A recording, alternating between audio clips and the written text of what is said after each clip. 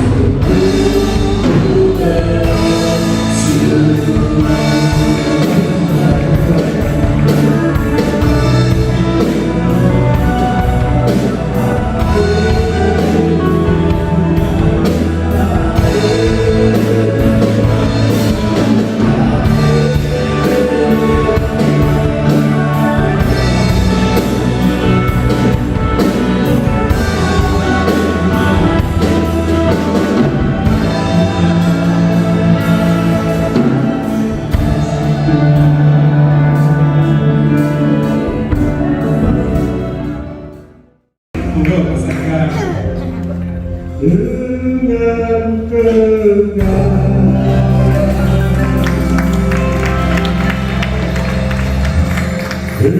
kecapi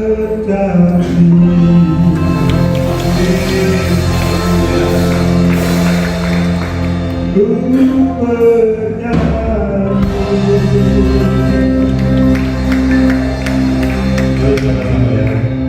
Yesus kekasihku.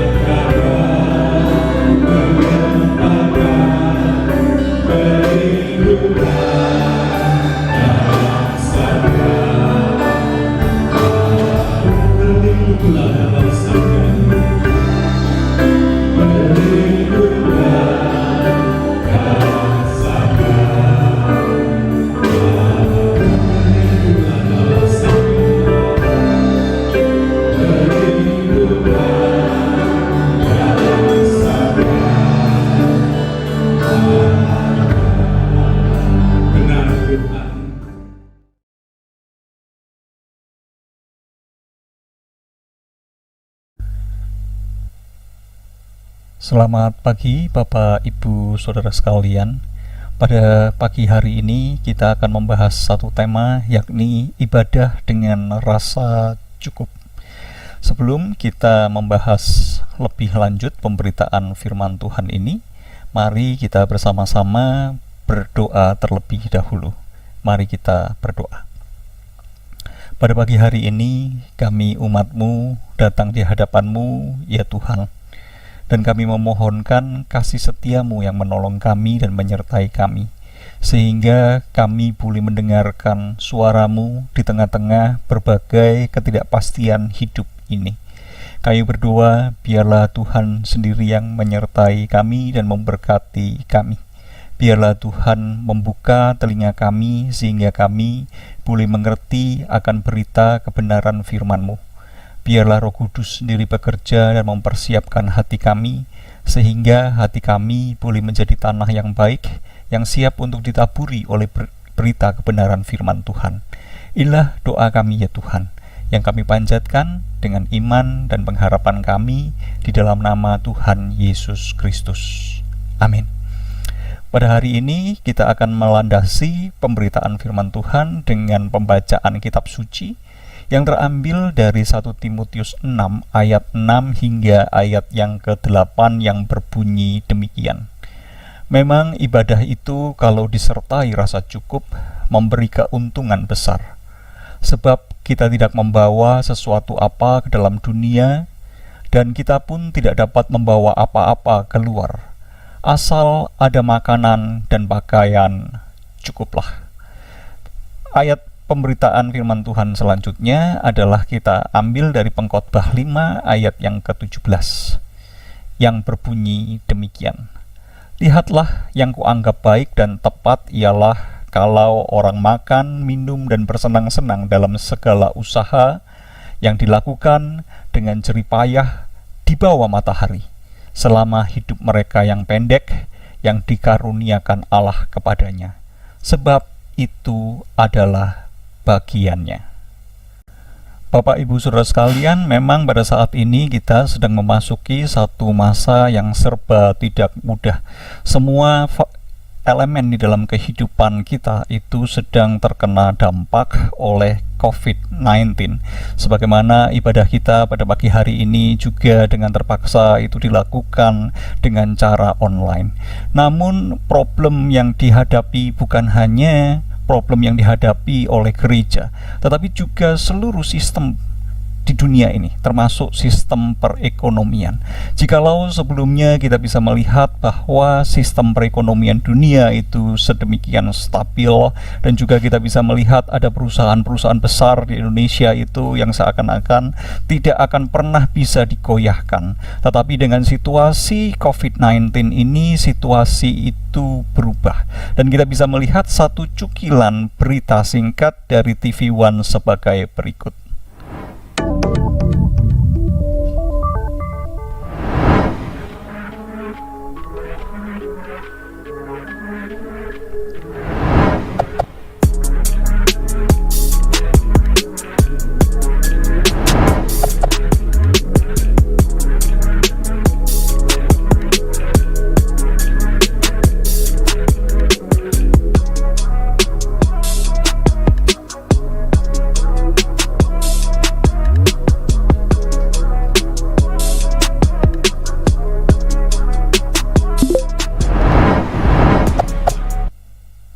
Kondisi seperti ini memperhadapkan kita dengan adanya suatu pergumulan yang memaksa kita itu untuk mengakui bahwa kita itu bukan apa-apa, bukan siapa-siapa, dan kita itu tidak bisa berbuat apa-apa.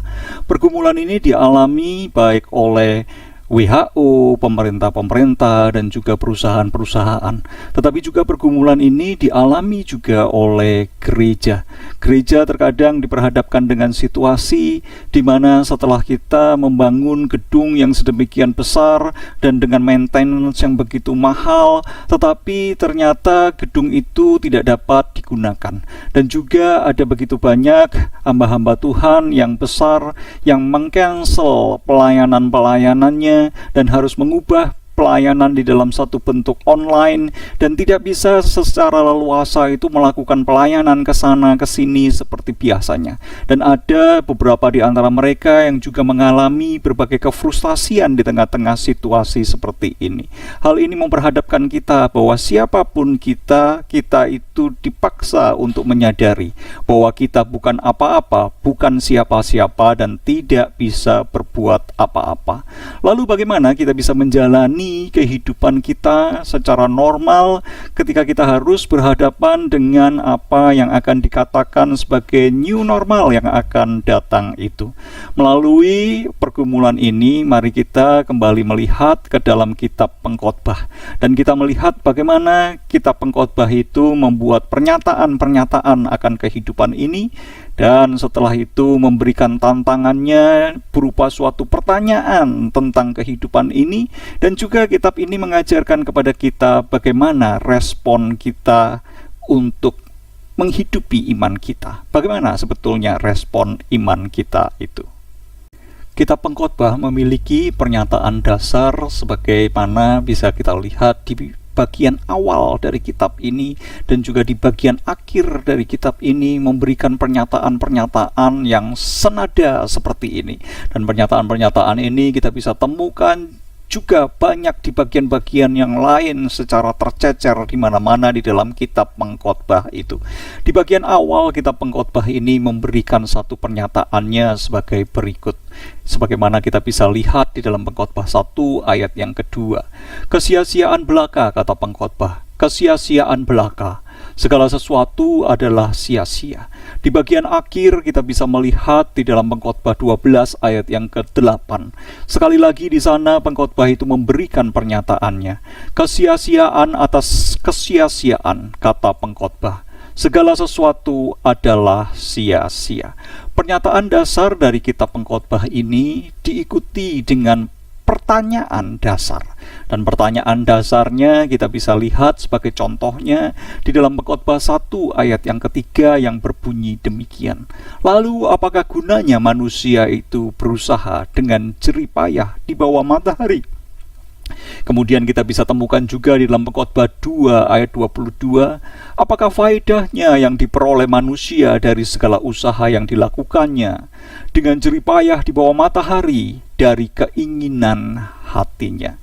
Dari pertanyaan dan pernyataan dasar kitab Pengkhotbah ini, kemudian kitab Pengkhotbah itu mengajarkan kepada kita bagaimana kita meresponi hidup kita. Apa respon iman kita di dalam menjalani realita hidup yang seperti ini? Kitab Pengkhotbah itu mengajarkan kepada kita dan mengajak kita untuk menyadari bahwa realitas di bawah matahari ini merupakan satu realitas setelah kejatuhan. Dan di dalam realitas setelah kejatuhan ini, kita semua itu ditaklukkan di bawah kesia-siaan. Namun Tuhan yang menaklukkan segala ciptaan ini di bawah kesia-siaan adalah Tuhan yang tidak berada di bawah kesia-siaan. Dan tangan Tuhan yang berada di atas matahari, bukan berada di bawah matahari itu masuk ke dalam realitas di bawah matahari dan memegang kendali kehidupan kita. Dan Tuhan yang hadir di dalam kehidupan kita, di dalam klimaksnya, dinyatakan melalui inkarnasi Yesus Kristus yang hadir dan tinggal bersama-sama dengan kita. Sehingga di dalam persekutuan kita dengan Kristus, maka jerih payah kita itu tidak sia-sia. Secara lebih khusus, kitab Pengkhotbah itu kemudian mengajarkan kepada kita bagaimana kita menjalani hidup ini. Dan di sini kitab Pengkhotbah itu mengajarkan kepada kita untuk menjalani kehidupan ini dengan cara menikmati pemberian-pemberian Allah, menikmati tangan Allah yang hadir dan masuk ke dalam realitas di bawah matahari ini. Dan kemudian kita akan melihat serta menutup dengan satu perenungan kita akan 1 Timotius 6 ayat 6 hingga ayat yang ke-8 sebagai respon iman kita untuk menghadapi situasi yang seperti ini adalah menjalani ibadah kita dengan suatu rasa cukup. Mari kita melihat secara lebih mendetail tentang pelajaran-pelajaran ini. Yang pertama, kita akan melihat realita di bawah matahari. Realita di bawah matahari merupakan satu realita hidup setelah manusia itu jatuh ke dalam dosa. Kata sia-sia yang kita temukan di dalam kitab Pengkhotbah itu di dalam bahasa Ibraninya adalah havel. Karena itu kata sia-sia di atas segala kesia-siaan kata Pengkhotbah itu di dalam bahasa Ibraninya berbunyi demikian, havel, havelim, hamar, kohelet.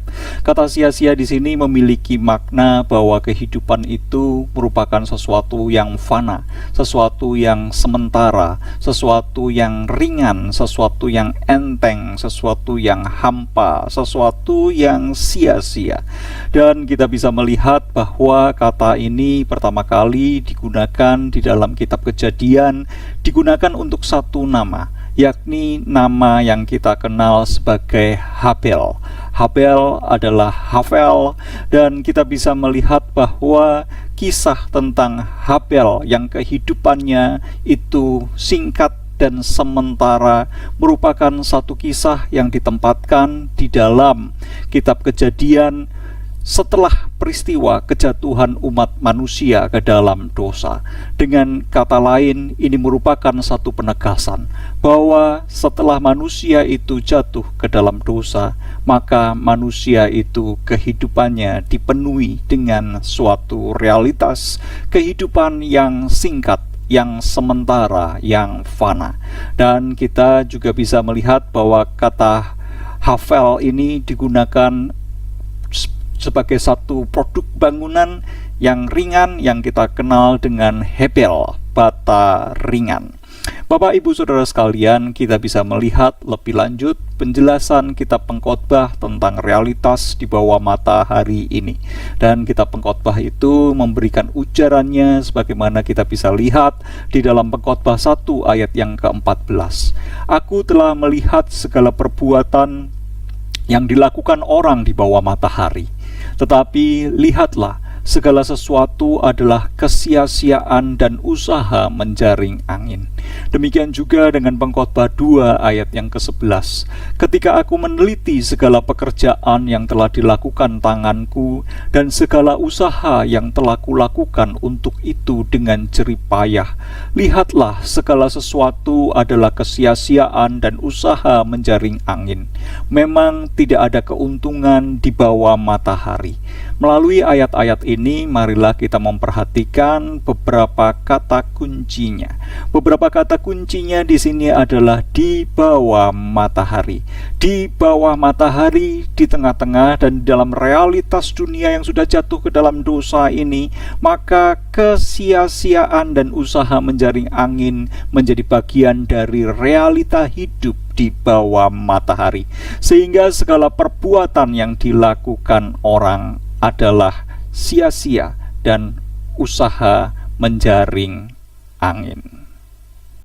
Setelah kita melihat realitas manusia yang sudah jatuh ke dalam dosa dan berada di bawah matahari dan di bawah kesia-siaan, lebih lanjut kita diajak untuk melihat bahwa adanya satu realitas yang lain, yakni realitas bahwa Tuhan itu di atas matahari. Tuhan tidak berada di bawah kesia-siaan, dan tangan Tuhan yang berada di atas matahari itu masuk ke dalam realitas di bawah matahari, dan tangannya itu memegang kendali kehidupan kita yang berada di bawah matahari. Kita bisa melihat penekanan akan tangan Tuhan yang masuk ke dalam realitas hidup umat manusia dan memberikan anugerahnya kepada kita di dalam Pengkhotbah 2 ayat 24 hingga 25 yang berbunyi demikian. Tak ada yang lebih baik bagi manusia daripada makan dan minum dan bersenang-senang dalam jerih payahnya. Aku menyadari bahwa ini pun dari tangan Allah, karena siapa dapat makan dan merasakan kenikmatan di luar Dia? Perhatikan kata "aku menyadari" bahwa ini pun dari tangan Allah. Hal ini menegaskan kepada kita bahwa sekalipun Tuhan itu di atas matahari, namun Tuhan yang di atas matahari itu tangannya masuk ke bawah matahari dan memberikan anugerahnya, berkat-berkatnya kepada kita. Klimaks dari tangan Allah yang masuk ke dalam realitas di bawah matahari dapat kita temukan di dalam inkarnasi Yesus Kristus.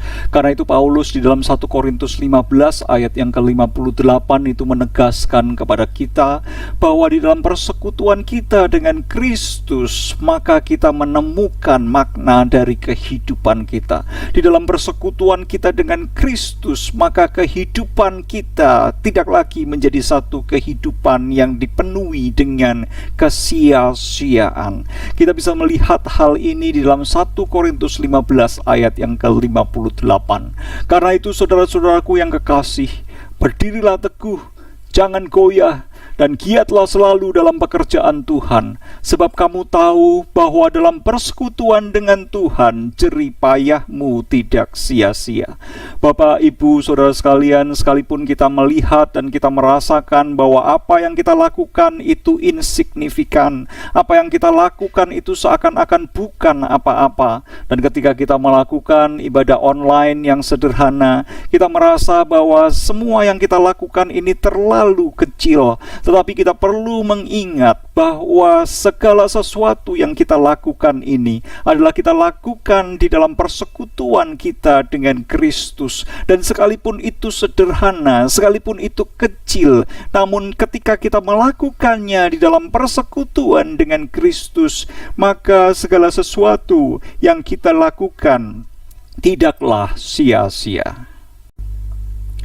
Setelah kita memahami tentang realitas dunia yang sudah jatuh ke dalam dosa dan berada di bawah matahari yang penuh dengan kesia-siaan, dan juga setelah kita memahami bahwa Dia, Tuhan, itu berada di atas matahari, namun tangannya itu masuk ke dalam realitas di bawah matahari, serta memberikan pemberian-pemberian dan memberikan karunia-karunia serta kasih karunia, dan kita sebagai orang percaya kini menikmati satu persekutuan dengan Yesus Kristus yang merupakan klimaks dari karya tangan Allah yang masuk ke dalam realitas manusia yang ada di bawah matahari ini.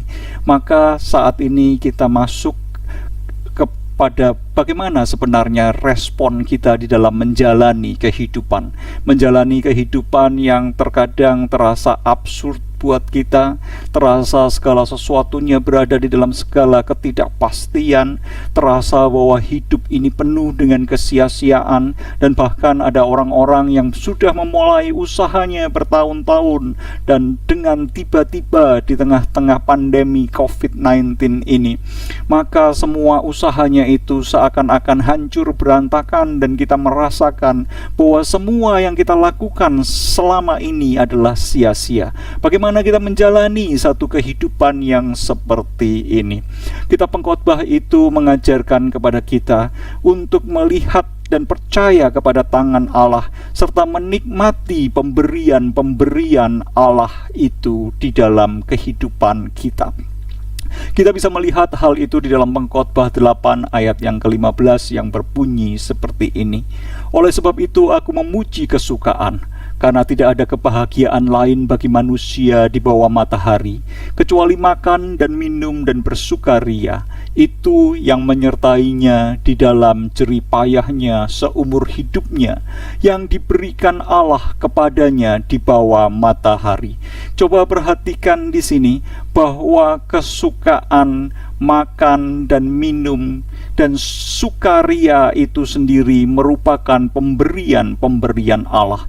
Perhatikan di sini bahwa itu semua merupakan sesuatu yang diberikan oleh Allah kepada kita umat manusia yang berada di bawah matahari. Ayat ini mengajak kita untuk apa? Untuk menikmati makanan kita, untuk menikmati kesukaan kita. Sebagai apa? Sebagai tanda dari kebaikan-kebaikan Tuhan. Sehingga pada waktu kita menikmati makanan kita, sekalipun makanan itu merupakan satu makanan yang sederhana, tetapi ketika kita mengecapnya dan kita merasakan kenikmatan, biarlah mata kita juga boleh tertuju kepada Tuhan. Tuhan yang sudah memberikan kenikmatan kepada kita.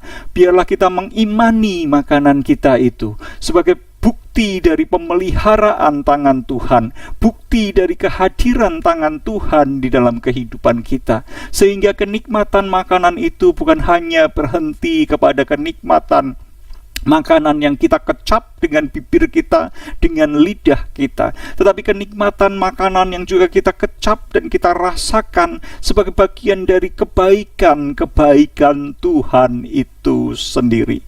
Lebih lanjut, kita bisa melihat di dalam Pengkhotbah 9 ayat yang ke-9.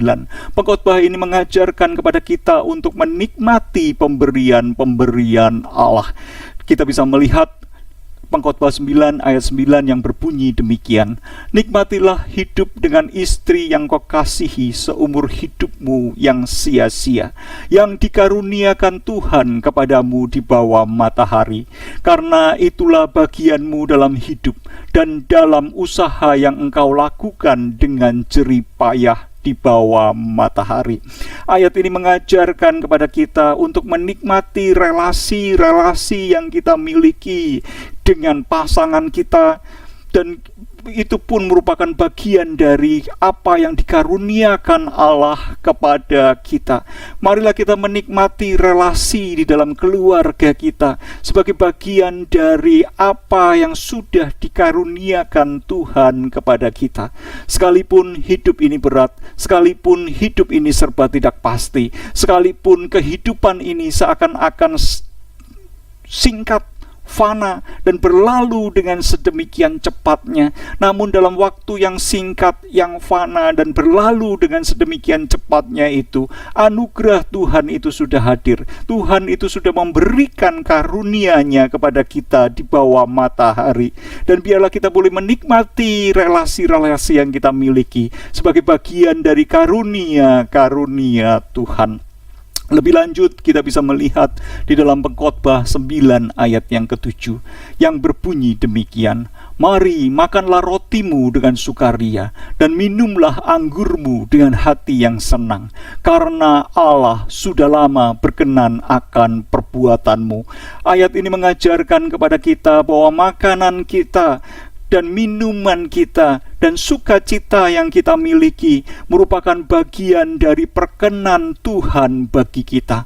Kerap kali kita merasa bahwa Tuhan itu tidak berkenan kepada kita, karena kita adalah orang-orang yang tidak sempurna, kita jauh dari kehendak Tuhan, kita tidak sesuai dengan standar dan tuntutan Tuhan. Tetapi kita perlu menyadari bahwa di dalam persekutuan kita dengan Kristus, kita sudah mengalami satu perkenan dari Tuhan, dan biarlah kita boleh menikmati segala sesuatu yang Tuhan berikan juga sebagai satu bukti, sebagai satu tanda bahwa Tuhan itu sudah memberikan berkat-Nya kepada kita. Tuhan sudah memberikan perkenanannya kepada kita. Jadi bagaimana kita dipanggil untuk meresponi iman kita? Bagaimana kita dipanggil untuk menjalani hidup kita ketika kehidupan itu menjadi serba tidak pasti, dan kita menyadari bahwa kehidupan kita hanyalah merupakan satu kehidupan yang singkat?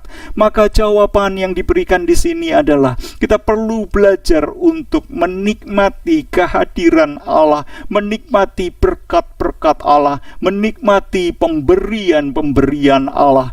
Di tengah-tengah situasi yang sulit seperti ini, biarlah kita boleh belajar untuk mengecap kenikmatan, mengecap kebaikan Tuhan, dan percaya akan kebaikan Tuhan, percaya akan tangan Tuhan yang sudah hadir di dalam kehidupan kita.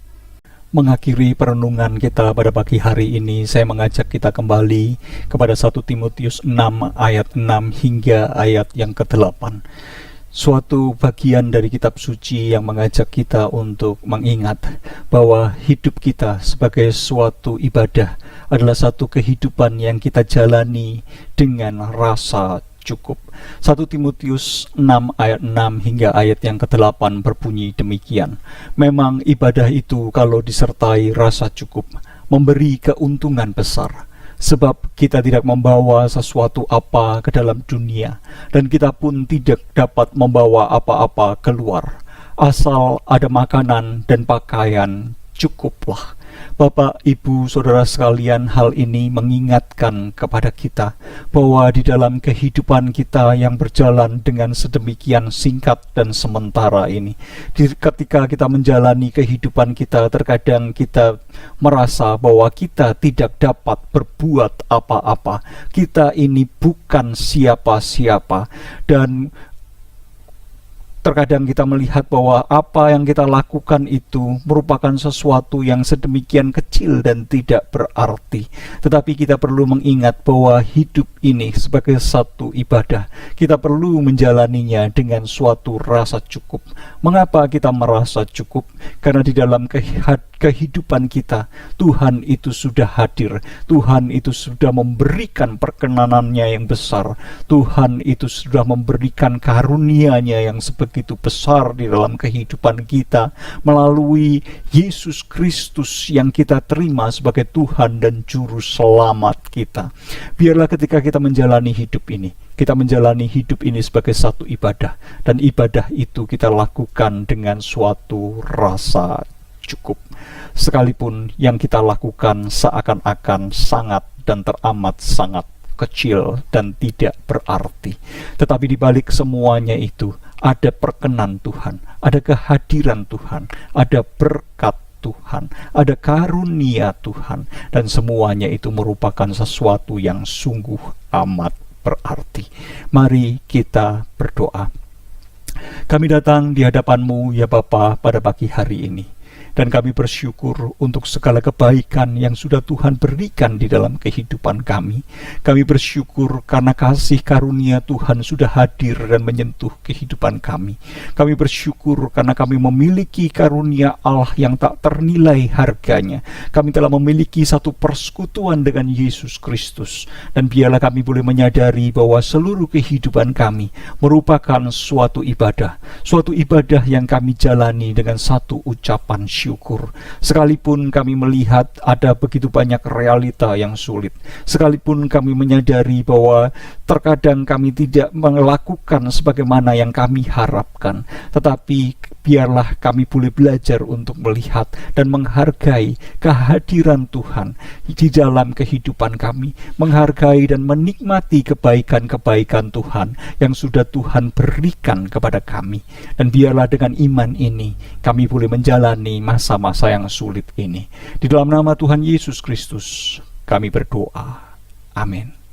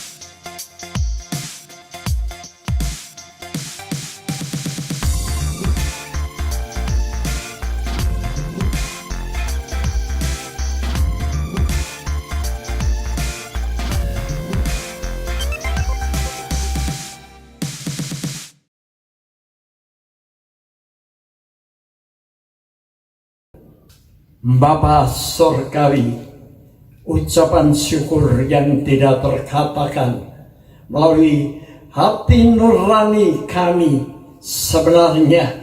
Haleluya, dengan murni kami ucapkan syukur dan terima kasih atas kasih sayang anugerah Tuhan yang melimpah dalam perjalanan hidup kami. Haleluya, di mana Tuhan sudah menebus dosa kesalahan kami sehingga kami boleh hidup di dalam kebenaran ilahi sesuai dengan janji-Mu bahwa Engkau menyertai kami sampai kesudahan alam. Tak henti-hentinya Engkau menyertai kami. Bapa, Putra, Roh Kudus senantiasa hadir dalam perjalanan hidup kami dari dulu kala, waktu predestinasi, pemilihan, pemanggilan, dan pengeluaran buah oleh kasih anugerah-Mu. Engkau menyertai kami, sebab tanpa Engkau kami tidak akan berhasil dalam segala perkara yang kami kerjakan. Karena kami lemah, karena kami manusia yang berdosa, kami hanya tanah liat belaka. Kami tidak dapat berbuat sesuatu jika Engkau tidak menyertai kami. Oleh sebab itu kami bersyukur, berterima kasih, haleluya, bahwa Tuhan telah mencurahkan berkat ilahi pada saat ini. Kami boleh mendengar akan firman-Mu, haleluya, firman-Mu. Marilah Tuhan, kita akan terima dengan sukacita, dengan damai sejahtera, dan kami akan kerjakan dalam perjalanan hidup kami bersama-sama dengan seisikullah rumah tangga kami, keluarga kami, anak, menantu, putra, putri kami, cucu-cucu kami dari generasi ke generasi. Tuhan, haleluya, Engkau menyertai kami. Nama Tuhan kami permuliakan. Berkat ilahi menyertai yang sudah membawakan berita firman Tuhan. Haleluya. Dan berkat-Mu atas pelayanan berjalan Tuhan sampai Maranatha nama Kristus Yesus Tuhan dipermuliakan, untuk memenangkan banyak jiwa guna hormat kemuliaan nama Tuhan. Terima kasih Tuhan. Haleluya. Dan damai sejahtera menyertai segenap saudaraku sekalian. Kesembuhan ilahi Tuhan kerjakan dalam setiap sakit kami. Tuhan, Engkau menyertai kami sampai kesudahan alam sesuai dengan janji-Mu. Nama Kristus Yesus Tuhan yang kami permuliakan. Pulanglah dengan damai, dengan sejahtera, dengan membawa berkat ilahi dari perkara surgawi dan bumi sementara. Tuhan tidak pernah meninggalkan kami sendirian oleh kasih anugerah dan rahmat-Mu yang menyertai kami. Dan kasih sayang anugerah Kristus Yesus Tuhan, kami ucapkan syukur yang tidak terkatakan. Haleluya. Terpujilah nama-Mu, dibesarkanlah nama-Mu. Terima kasih Tuhan atas kasih anugerah-Mu. Atas nama Bapa, Putra, dan Roh Kudus. Amin. Tuhan memberkati.